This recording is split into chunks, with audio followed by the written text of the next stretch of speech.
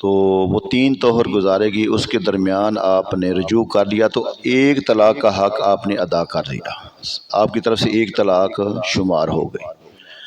اب پھر کبھی جھگڑا ہو گیا، پھر آپ نے طلاق دے دی، اب پھر اس عدت کے دوران آپ نے رجوع کر لیا ہے، تو 2 طلاقیں آپ کی طرف سے ہو چکی ہیں۔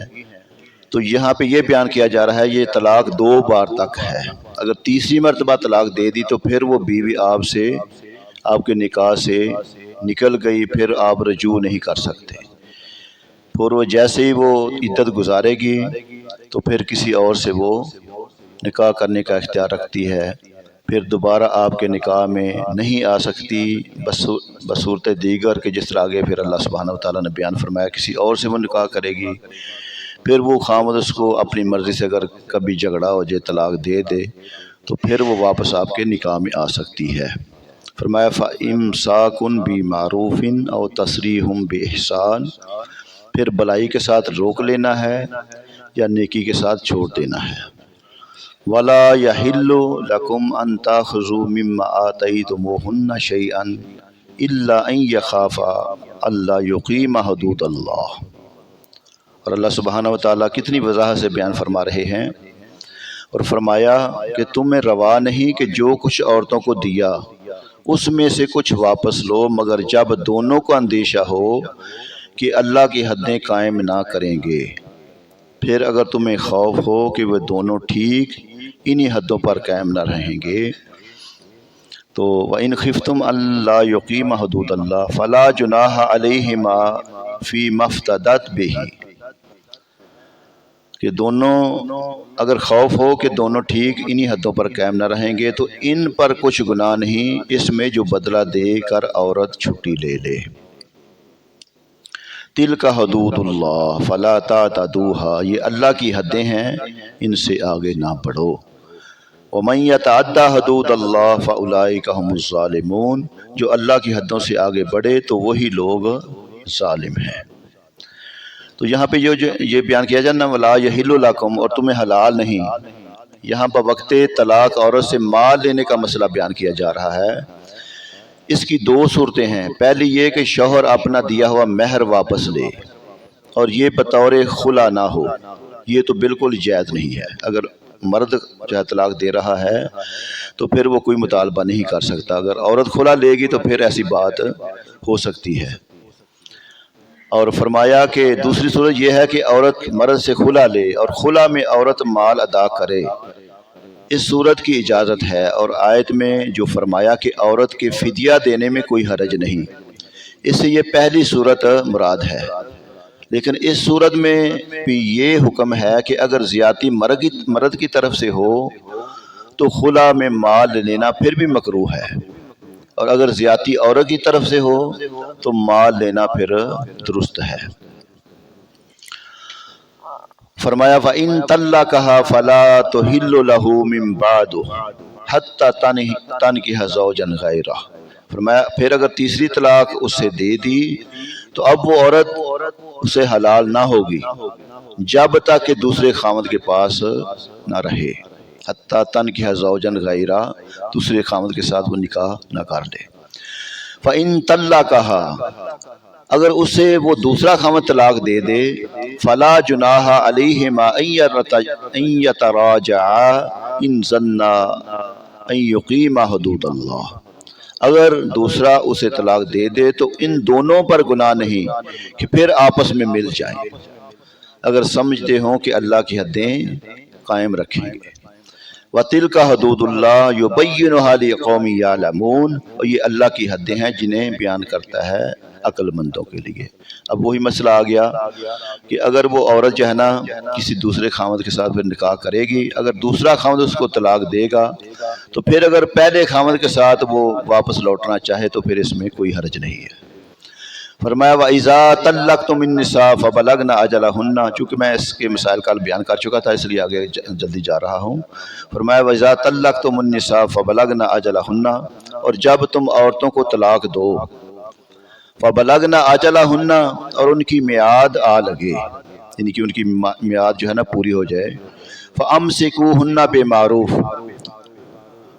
تو فرمایا تو اس وقت تک یا بلائی کے ساتھ روک لو، اور سرہوہن بالمعروف، اور فرمایا یا ان کو بلائی کے ساتھ چھوڑ دو، فلا تمسکوہن ضرارا لتعتدوا، اور انہیں ضرر دینے کے لیے روکنا نہ ہو کہ حد سے بڑھ جاؤ، یعنی کہ اگر روکنا ہے تو پھر انہیں تکلیف دینے کے لیے نہ روکو تاکہ تم اللہ کی حد سے آگے نہ بڑھ جاؤ۔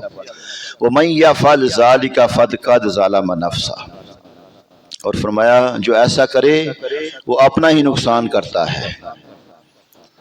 وَلَا تَتَّخِذُوا آیَاتِ اللَّهِ هُزُوًا، اور اللہ کی آیتوں کو ٹھٹا نہ بنا لو، ان کا ایسے مذاق نہ بنا لو۔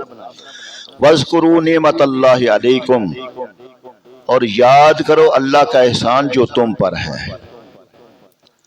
ما انزل علیکم من الکتاب والحکمت یعظکم بہ، اللہ کا جو احسان تم پر ہے اور وہ جو تم پر کتاب و حکمت اتاری تمہیں نصیحت دینے کو۔ واتقوا اللہ واعلموا ان اللہ بکل شیء علیم، اور اللہ سے ڈرتے رہو اور جان رکھو کہ اللہ سب کچھ جانتا ہے۔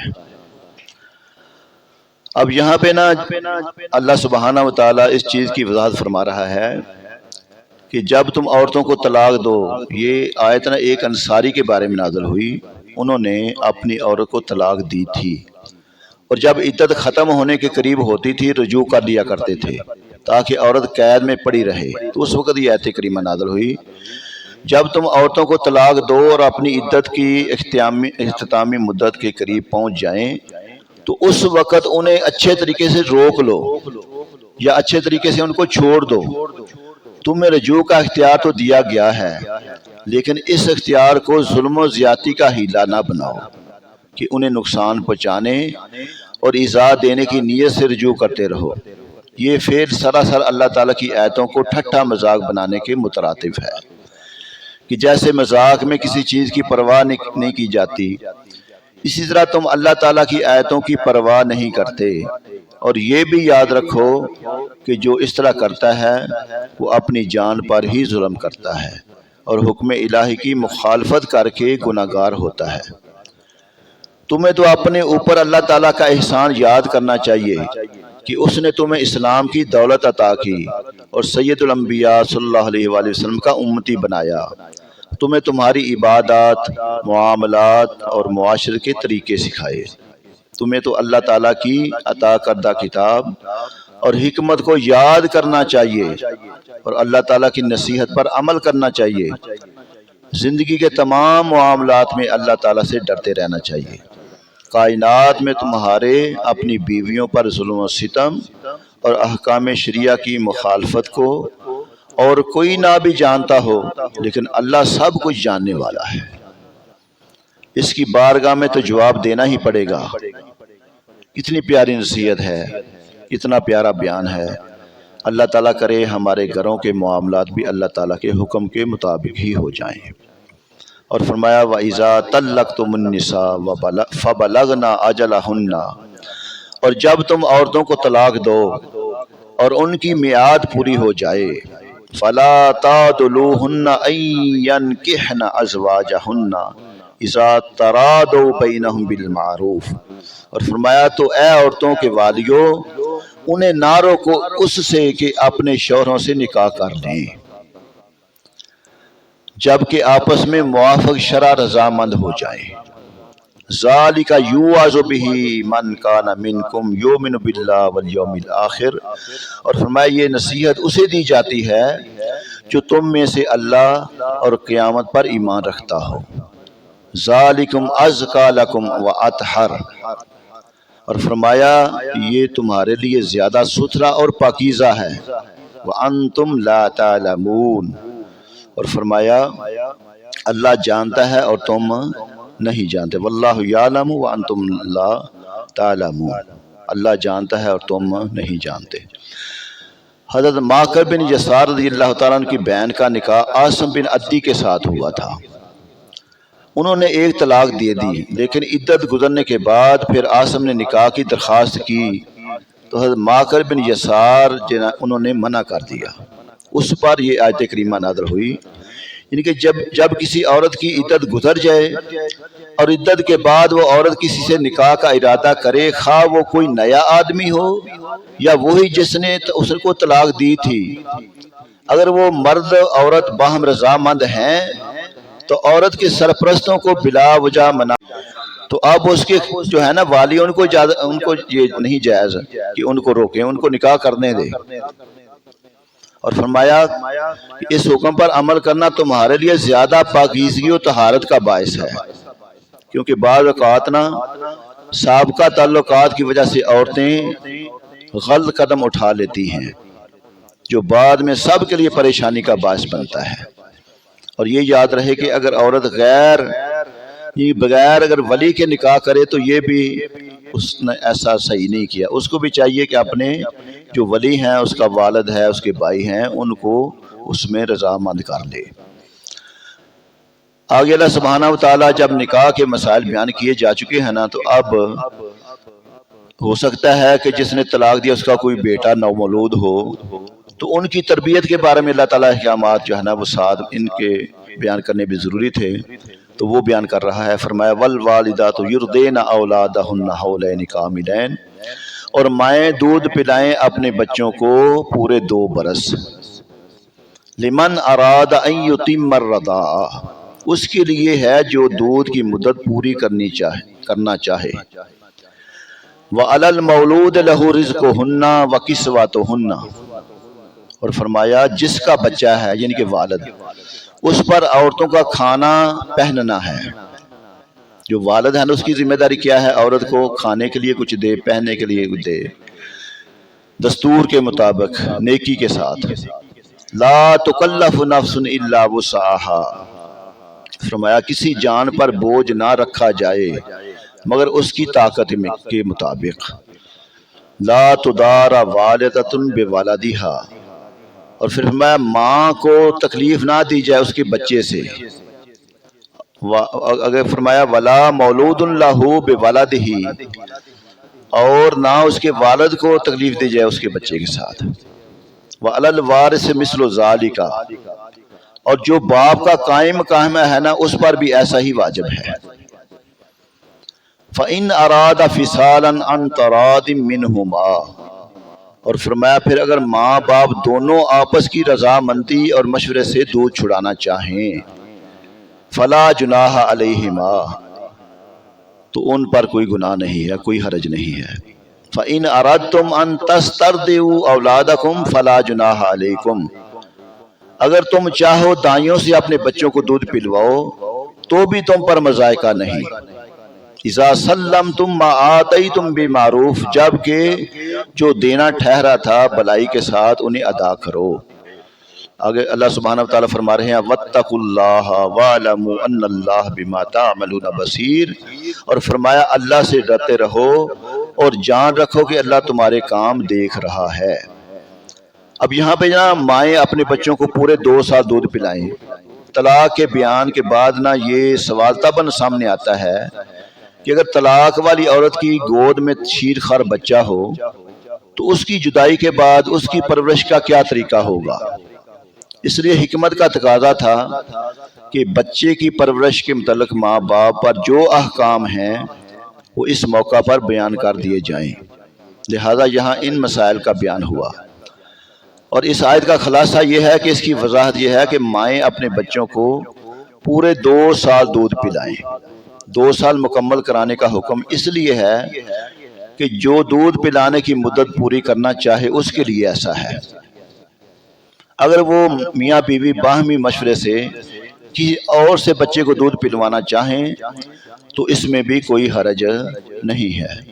البتہ اس صورت میں دودھ پلانے والی عورت کو اس کی اجرت صحیح طریقے سے ادا کی جائے، ماں کو اس کی اولاد کی وجہ سے تکلیف نہ دی جائے اور نہ باپ کو اس کی اولاد سے تکلیف دی جائے۔ اس کا معنی یہ ہے کہ جس صورت میں اس پر دودھ پلانا ضروری نہیں اس میں اسے دودھ پلانے پر مجبور کیا جائے، اور باپ کو ضرورت دینا یہ ہے کہ اس کی طاقت سے زیادہ اس پر ذمہ داری ڈالے۔ ایک باپ غریب ہے تو اسے زیادہ ڈیمانڈ کر کے اس کو تکلیف دی جائے، یا آیت کا یہ معنی ہے کہ نہ ماں بچے کو تکلیف دے نہ باپ. ماں کا بچے کو تکلیف دینا یہ ہے کہ اس کو وقت پر دودھ نہ دے، اس کی نگرانی صحیح طریقے سے نہ کرے. اگر اس سے بچہ مانوس ہو چکا ہے تو پھر اس کو اپنے سے علیحدہ کرے. اور باپ کا بچے کو ضرورت دینا یہ ہے کہ مانوس بچہ کو ماں سے چھین لے یا ماں کے حق میں کوتاہی کرے جس سے بچے کو نقصان پہنچے. یہاں یہ بھی ذہن میں رکھیں کہ دودھ پلانے کے حوالے سے جو باپ کا قائم مقام ہے نا، اس کا بھی یہی حکم ہے. ہو سکتا ہے کہ ایک دو صورتیں، اگر باپ فوت ہو گیا تو اس کا قائم مقام کوئی اس کا اور والی ہوگا تو اس کے اوپر بھی یہ ذمہ داری عائد ہوگی. اب یہاں پہ نہ ماں خواہ مطلقہ ہو یا نہ ہو، اس پر اپنے بچے کو دودھ پلانا واجب ہے. شرط یہ کہ باپ کو اجرت پر دودھ پلوانے کی قدرت نہ ہو. اگر باپ غریب ہے تو پھر، یا کوئی دودھ پلانے والی میسر نہ آئے، یا بچہ ماں کے سوا کسی کا دودھ قبول نہ کرے، تو اس صورت میں ماں کے اوپر بچے کو دودھ پلانا واجب ہے. خاص ماں کے دودھ پر موقوف نہ ہو تو ماں پر دودھ پلانا واجب نہیں ہے. اگر وہ خامد جو ہے نا کسی کو اجرت پہ وہ دودھ پلوا سکتا ہے، اگر بچہ ماں سے مانوس نہیں ہے تو پھر ماں کے اوپر دودھ پلانا واجب نہیں ہے. اگر فرمایا والذین یتوفون منکم ویذرون ازواجا یتربصن بانفسہن 14 واشرا، فرمایا اور تم میں سے جو مریں اور بیویاں چھوڑ دیں، ویذرون ازواجا اور بیویاں چھوڑ دیں، یتربصن بانفسہن 14 اشہر وعشرا، تو 4 مہینے 10 دن اپنے آپ کو روکے رہیں. اب جن کے خاوند فوت ہو چکے ہیں ان کی عدت کیا ہے؟ 4 مہینے 10 دن. وَإِذَا بَلَغْنَ أَجَلَهُنَّ فَلَا جُنَاحَ عَلَيْكُمْ فِيمَا فَعَلْنَ فِي أَنفُسِهِنَّ بِمَعْرُوفٍ، اور فرمایا تو جب ان کی عدت پوری ہو جائے تو اے والیو تم پر مواخذہ نہیں اس کام میں جو عورتیں اپنے معاملے میں موافق شرع کریں. یعنی اگر وہ عورتیں اپنی مرضی سے کسی سے نکاح کر لیں تو جو والی ہیں ان پہ کوئی مطلب ہے نا باز پرس نہیں ہوگی. اور فرمایا واللہ بما تعملون خبیر، اور اللہ تمہارے کاموں کی خبر رکھتا ہے. آگے آخری آیت مبارکہ اس رکوع کی فرمایا ولا جناح علیکم فیما ارادتم بہ من خطبۃ النساء او اکننتم فی انفسکم علم اللہ انکم ستذکرونہن ولکن لا تعادوہن سرا، فرمایا اگر تم پر گناہ نہیں اس بات میں جو پردہ رہ کر تم عورتوں سے نکاح کا پیغام دو یا اپنے دل میں چھپا رکھو. فرمایا اللہ جانتا ہے کہ اب تم ان کی یاد کرو گے، ہاں ان سے خفیہ وعدہ نہ رکھو. اب اس کا معنی یہ ہے کہ عدت وفات گزارنے والی عورت کا حکم بیان کیا جا رہا ہے کہ ایسی عورت سے نکاح کرنا یا نکاح کا کھلا پیغام دینا یہ تو جائز نہیں ہے. اب ایک عورت کو طلاق ہو چکی ہے، وہ عدت گزار رہی ہے، اب کسی بندے کے لیے یہ نہیں ہے کہ اگر وہ اس سے دلچسپی رکھتا ہے تو اسی وقت اس کو نہ وہ نکاح کا پیغام دینا شروع کر، اس سے ملنا ملانا شروع کر دے. اللہ سبحانہ وتعالیٰ عورتوں کی عزت کو کتنا خیال رکھ رہا ہے. اگر ایسے تم چھپ چھپ کر ملو گے یا نکاح کا پیغام بھیجو گے تو ہو سکتا ہے عورت پہ الزام آ جائے. تو ایسی حالت میں ایسا کرنا یہ جائز نہیں ہے. لیکن پردے کے ساتھ خواہش کا نکاح کا خواہش کا اظہار کرنا، مثلا یہ کہہ دے کہ تم مجھے بہت اچھی لگتی ہو، تم بہت نیک عورت ہو، یا زبان سے کوئی اشارتاً کہہ دینا، اس میں کوئی حرج نہیں ہے. اور فرمایا وَاعْلَمُوا أَنَّ اللَّهَ يَعْلَمُ مَا فِي أَنفُسِكُمْ فَاحْذَرُوهُ وَاعْلَمُوا أَنَّ اللَّهَ غَفُورٌ رَحِيمٌ. اور اللہ سبحانہ وتعالیٰ ارشاد فرما رہے ہیں کہ نکاح کی گیرہ پکی نہ کرو جب تک لکھا ہوا حکم اپنی میعاد کو نہ پہنچ لے، اور جان لو کہ اللہ تمہارے دل کی جانتا ہے، تم اس سے ڈرو اور جان لو اللہ بخشنے والا اور حلم والا ہے. تو اللہ سبحانہ وتعالیٰ کتنے پیارے اور احسن انداز میں یہ جو ہے نا، چونکہ نکاح سے نا پورا ایک گھرانہ آباد ہونا ہوتا ہے، ایک پورے خاندان پروان چڑھنا ہوتا ہے. تو اللہ سبحانہ وتعالیٰ نے یہاں پہ پہلے طلاق کے مسائل کو بیان کیا، اور پھر ساتھ ہی اگر کوئی ان کا بچہ پیدا ہوا ہے، کوئی شیر خوار بچہ ہے، تو اس کی تربیت کے بارے میں ہمیں آگاہ فرما دیا کہ اس کی تربیت ہم نے کیسے کرنی ہے، اس کو دودھ کیسے پلانا ہے۔ تو اللہ سبحانہ و تعالیٰ نے جو بھی ہمیں قرآن پاک میں احکامات عطا فرمائے ہیں، اللہ پاک ہمیں سمجھ کر عمل کرنے کی توفیق عطا فرمائے۔ اور یہ بھی دعا مانگا کرو، یا اللہ جو بھی ہم تیرے احکام سن رہے ہیں نا، یا اللہ اس پہ ہمیں عمل کرنے کی بھی توفیق عطا فرما۔ الصلاۃ والسلام